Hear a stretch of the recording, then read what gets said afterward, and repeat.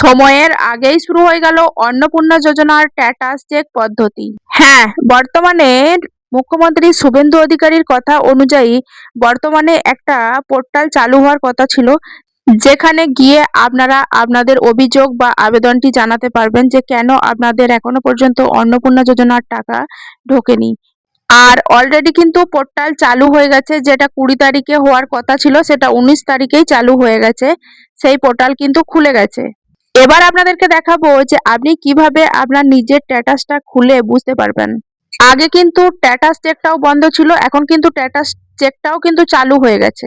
আপনি কিভাবে বুঝবেন যে কেন আপনার ব্যাংক অ্যাকাউন্টে টাকা ঢুকছে না বা কবে আপনার ব্যাংক অ্যাকাউন্টে টাকা ঢুকতে পারে, সেই সমস্ত কিছু আপনারা বুঝতে পারবেন। আর কিভাবে আপনারা আপনাদের আবেদন বা দাবি জানাবেন বা লিখবেন সেটাও আপনাদেরকে এই ভিডিওর মাধ্যমে জানিয়ে দেব। তাই ভিডিওটা কিন্তু অত্যন্ত গুরুত্বপূর্ণ হতে চলেছে।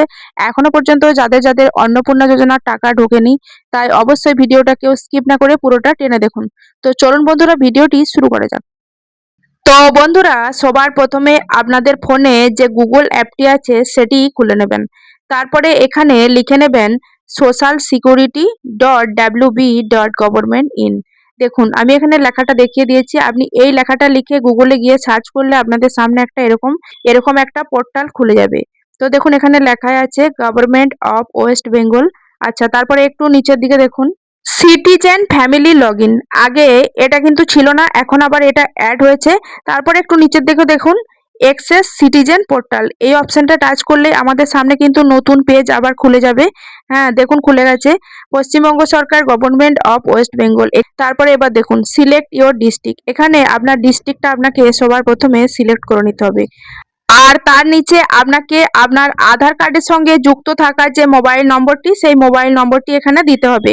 তো দেখুন, সবার প্রথমে আমি এখানে যে ডিস্ট্রিক্টটা রয়েছে আমাদের, সেই ডিস্ট্রিক্টটা আমি সিলেক্ট করে নেব। দেখুন, আমার বাঁকুড়া ডিস্ট্রিক্ট, তাই আমি বাঁকুড়া ডিস্ট্রিক্ট সিলেক্ট করে নিলাম। ওকে, আপনার যে ডিস্ট্রিক্ট আছে সেটি আপনি সিলেক্ট করে নেবেন। আপনার যে জেলা আছে সেটা সিলেক্ট করে নেবেন। আচ্ছা, তারপরে আমি এখানে ফোন নাম্বার দিয়ে দিয়েছি, মোবাইল নম্বর দিয়ে দিয়েছি। ওকে, তারপরে আছে ক্যাপচার। এই ক্যাপচারটা এখানে সুন্দর করে দেখে দেখে বসাতে হবে নিচের এই ঘরটিতে। যেরকম ভাবে দেওয়া আছে সেরকম ভাবে ক্যাপচারটা এখানে দেখে দেখে বসাতে হবে।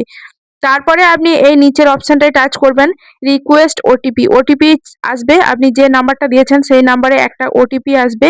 তারপরে দেখুন একটু সার্চ হতে সময় লাগবে, দেখুন এখানে সার্চ হচ্ছে। আচ্ছা, তারপরে ওটিপিটা আমি এখানে বসিয়ে দিচ্ছি। ওটিপিটা বসিয়ে সার্চ করলেই আমার কিন্তু পুরো স্ট্যাটাসটা খুলে যাবে। যার আমি অন্নপূর্ণা যোজনার টাকা এসেছে না আসেনি, কি প্রসেসিং এ আছে দেখবো, তো তার জন্য আমি এখানে ওটিপিটা দিয়ে দিলাম।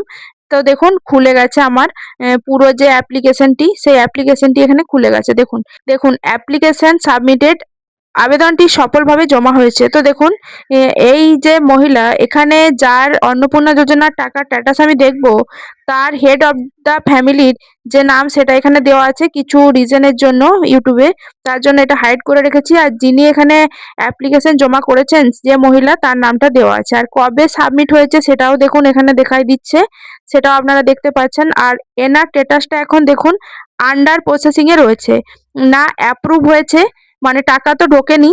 অ্যাপ্রুভ হয়ে গেলে টাকা ঢুকে যাবে, আর রিজেক্টও হয়নি, আন্ডার প্রসেসিং এই রয়েছে। তো কেন আপনার এখনো টাকা ঢোকেনি, যদি আপনি চান তো ক্লেম করতে পারেন। অবজেকশন ক্লেম দেখুন এখানে অপশন আছে, একটুখানি উপর দিকে গিয়ে দেখতে পাবেন আপনারা। তো যদি আপনি চান যে কেন আমার এখনো পর্যন্ত অন্নপূর্ণা যোজনার টাকা ঢোকেনি, কি রিজন আছে, কি কারণ আছে, তো তার জন্য আপনাকে এই অপশনটা টাচ করতে হবে। ওকে, আর এখানে ট্র্যাক স্ট্যাটাস, আপনি স্ট্যাটাসটা তো দেখতেই পাচ্ছেন। আর আপনি অবজেকশন করতে পারেন, ক্লেম করতে পারেন যে কেন আপনার এখনো পর্যন্ত অন্নপূর্ণা যোজনার টাকা ঢোকেনি, আপনি ফোন থেকেই করতে পারবেন। তো এই যে স্ট্যাটাসটা আপনাদেরকে দেখালাম, এই স্ট্যাটাসটা কিন্তু আন্ডার প্রসেসিং এ রয়েছে, তাহলে আপনাকে বুঝে নিতে হবে এখনো পর্যন্ত প্রসেসিং কমপ্লিট হয়নি। তো এটার কিন্তু টাকা ঢুকে যাওয়ার সম্ভাবনা রয়েছে। তো প্রসেসিং চলছে, টাকা ঢুকে যাওয়ার সম্ভাবনা কিন্তু রয়েছে, এটাই আপনাকে বুঝে নিতে হবে। দেখুন, মুখ্যমন্ত্রীর ঘোষণা অনুযায়ী যারা জুলাই মাসের 10 তারিখের আগে পর্যন্ত আবেদন করেছেন তাদেরই যাচাই প্রক্রিয়া চলছে, তাদেরগুলোই কিন্তু ভেরিফিকেশন এই মুহূর্তে চলছে। আর সেই সমস্ত মহিলার ব্যাংক অ্যাকাউন্টেই টাকা আসছে। তবে আপনার যদি মনে হয় যে আপনি যোগ্য, এখনো পর্যন্ত আপনার টাকা ঢুকছে না, তো আপনি অবশ্যই আপনার ফোন থেকে স্ট্যাটাসটা চেক করুন। স্ট্যাটাসটা এই মুহূর্তে কোন পজিশনে আছে।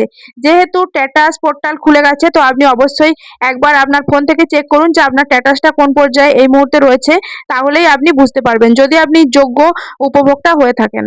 আর এছাড়াও যদি আপনার মনে হয় যে আপনি যোগ্য তারপরেও টাকা পাচ্ছেন না, তাহলে এই যে অবজেকশন ক্লেম রয়েছে, সেখানে গিয়ে আপনার যে অভিযোগটা, আপনি কেন টাকা পাচ্ছেন না, যে অভিযোগটি আপনার আছে সেটা কিন্তু লিখে জানাতে পারেন।